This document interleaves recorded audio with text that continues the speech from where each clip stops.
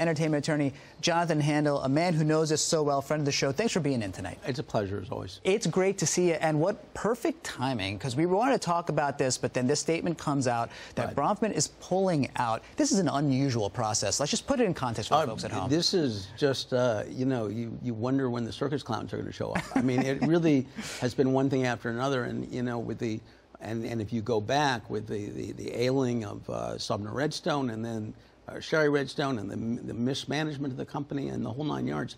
I was telling you, before, I saw Chinatown the other day on the big screen, which was a Paramount picture, and they thanked Paramount for bringing the digital print, and it was very poignant because it really made me feel. I mean, this was back in the day when there was Chinatown, the Godfather movies, the Star Trek movies. Paramount was a huge influence culturally and was a big studio, and now, you know, the pictures didn't get bigger, the studios got smaller. Yeah, along the way, Sumner Redstone takes over this company and makes it bigger for a while. But now we have all these counter winds and weights in the industry that are starting to shrink and threaten a lot of these big conglomerates. They're trying to figure it out. And there's been this conversation from Sherry Redstone and Paramount for a while. Okay, we got to sell. But there was a lot of conversation on who's the right buyer. So we get this buyer that steps up, David Ellison, Skydance. We got the deal. We got a 45-day shop around window. Why was Bronfman's deal taken seriously? Why was the shop around window extended? Well, the deal was taken seriously because he was bringing money to the table and he sweetened the deal. But unfortunately, he had, we don't know from the statement, by the way, why he withdrew. He did not say. Variety is speculating that he may not have run out of time and runway to put together the legal papers of all things, because there were problems on both sides of the equation. Bronfman, on the one hand, was a group of 20 investors, not just Bronfman himself, but you know, a pack of people, and including some crypto people who dropped out, and, you know, on and on. And getting them all in one place in terms of who has what input, if any, or not. And then on the other side of the equation, the target, it's not like going out to buy a loaf of bread. You just walk in the store, you pick up the bread, you pay for it, and you're out. Because this structure of this is Sherry Redstone does not actually own Paramount. She owns National Amusements, which is both an operating company that owns a cinema chain and a holding company that owns a controlling interest in Paramount Global. And then Paramount Global has two classes of shares, so it's just, you know, it's one thing after the other, and to try to put that together on paper that makes sense, and at least one of the investors was foreign, and that may have raised some regulatory concerns because of restrictions on ownership of broadcast networks. CBS owned by Paramount. Well, so one thing about this 45-day go shop window was to potentially, people say, to insulate the company from the shareholder lawsuits that may have come on the back of this transaction, because any company owes a duty to shareholders to maximize the value. So you get this 45-day window that says to those shareholders who may be waiting to sue because of the Ellison deal, to say, hey, you know, this was our attempt at getting a better deal, right?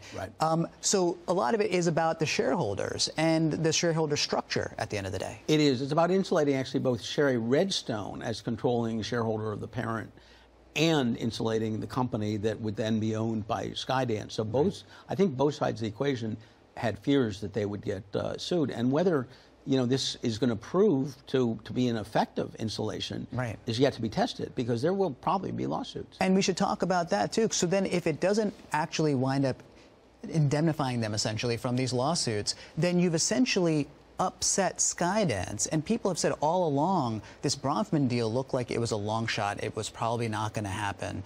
So why would Paramount go ahead with Bronfman in this way and upset Skydance? As people say, this is no way to start a marriage. By looking at the other potential spouse, and saying, hey, but first, and let me just upset you along the way. Now, let me go on one more date, you know, before we set the date. So it's about, what's the vibe? Well, there is some buzz that the, I believe, chair of the special committee of Paramount, the committee that's tasked with evaluating these offers, had encouraged the Bronfman deal, and that their, you know, personal relationships and stuff. And Bronfman also was involved, I think, in a venture capital firm that had, his partner has some relationships with Sherry Redstone. So, you know, you just, it goes back to all manner of intrigue and exactly what the factors were you know, that book is yet to be written. And just for the folks at home, I mean, what's the upshot now of Skydance coming in saying, okay, I mean, the deal hasn't closed yet, but it's looking likely. I mean, Bronfman has congratulated Skydance, not that that has any binding effect. But Skydance comes in, David Ellison comes in with Jerry what's the name of the? Aldridge, yeah. Redbird Capital. They come in and they say, okay, it's ours now. And they're a little upset. What does that mean for Paramount? What does that mean in brass tacks? Whether being upset really means anything, I don't know. Yeah. But there will be leadership changes at Paramount, regardless. And right now, the company's run by 3 CEOs, an office of the CEO, which is sort of an untenable way to continue indefinitely. Yeah. And they're cutting, both people and costs and so forth. The question also that one of my sources said to me, who's been a long time television person, is at the end of the day, what are they buying? Right. I mean, it's such a vastly diminished asset, unfortunately, sadly, compared to what it once was. Yeah. And that takes us really to where is the business today? Mm-hmm.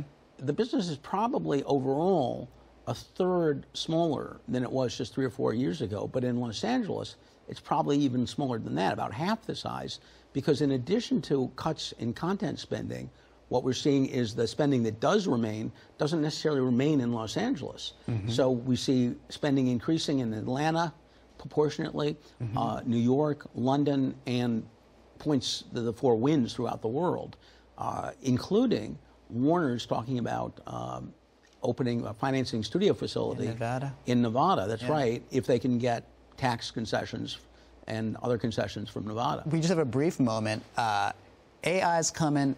We talked about all the issues with the industry. There's already the game going into other jurisdictions. Is it too late for Southern California to continue to hold on to its pie?